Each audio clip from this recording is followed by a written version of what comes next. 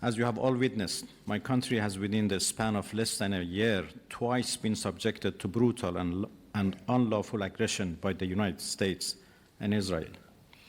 The attacks on my people have been justified with false claims that run counter to the informed assessments of the International Atomic Energy Agency and even America's own intelligence community.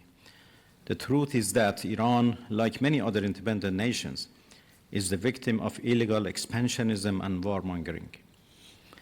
These are ugly things which have no place in today's world.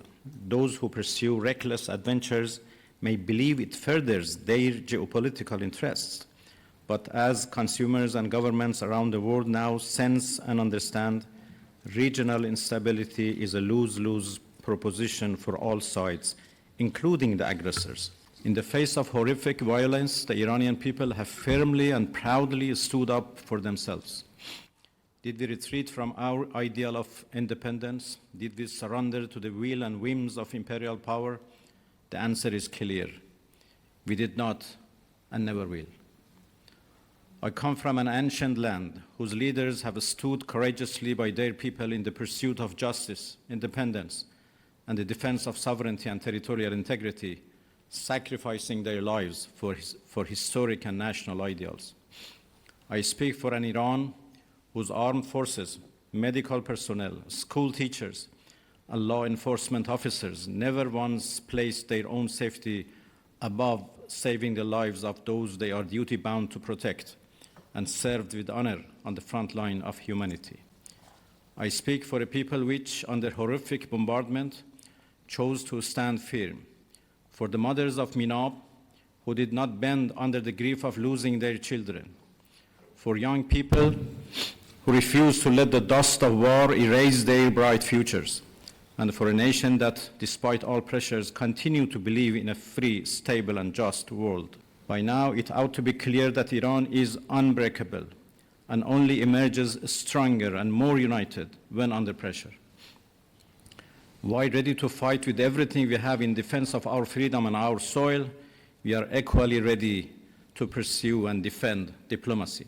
As I have repeatedly stated, there is no such thing as a military solution to anything related to Iran. We Iranians never bow to any pressure or threat, but we reciprocate the language of respect. As much as our powerful armed forces remain ready to exact devastating retribution on foreign aggressors, my people are peace-loving and do not seek war. We are not aggressor in this sordid situation, but the aggrieved. Over the past year, I have had the honor of participating in 2 BRICS conferences to convey the government of Iran's conviction that this platform symbolizes the emergence of a new global order, an order in which the global south is a primary architect of the world's future.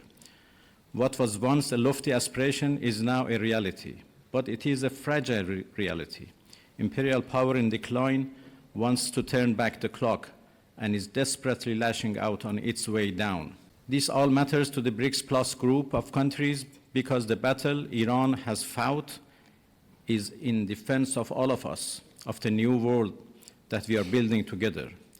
Our brave soldiers have given their lives to resist Western hegemony and the sense of impunity that the US believes it is entitled to. While Iran is grateful for the support and solidarity it has received from BRICS countries, it is imperative that we jointly step up our work towards ending this sense of entitlement, which has no place in today's world. To virtually everyone in this room, our resistance against US bullying is not an unfamiliar battle. So many of us encounter slight variations of the same repugnant coercion. It is high time for us to jointly step up and work towards making clear that those practices belong in the dustbin of history. Today, our nations are closer to one another than ever before, and we cannot ignore the common and dangerous challenge we all face. History has shown that empires in decline will stop at nothing to arrest their inevitable fates. A wounded animal will desperately claw and roar on its way down.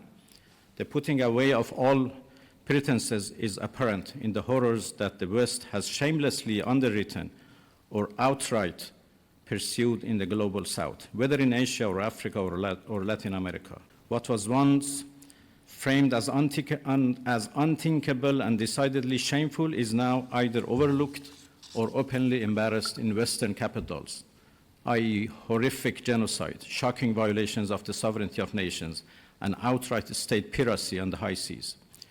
These crimes and the Western silence they are met with can only take place if there is a sense of impunity.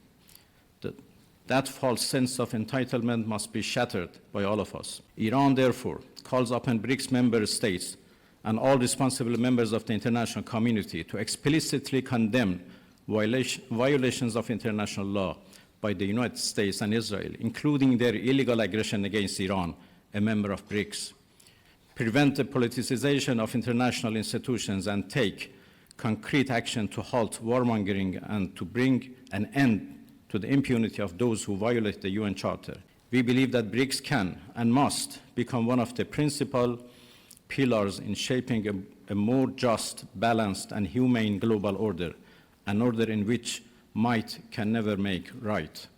Nations which stand up for their dignity and independence may endure hardship, but they will never be defeated. Iran's Foreign Minister Abbas Araghchi stood before the BRICS Foreign Ministers Summit in New Delhi and delivered a message that went far beyond diplomacy.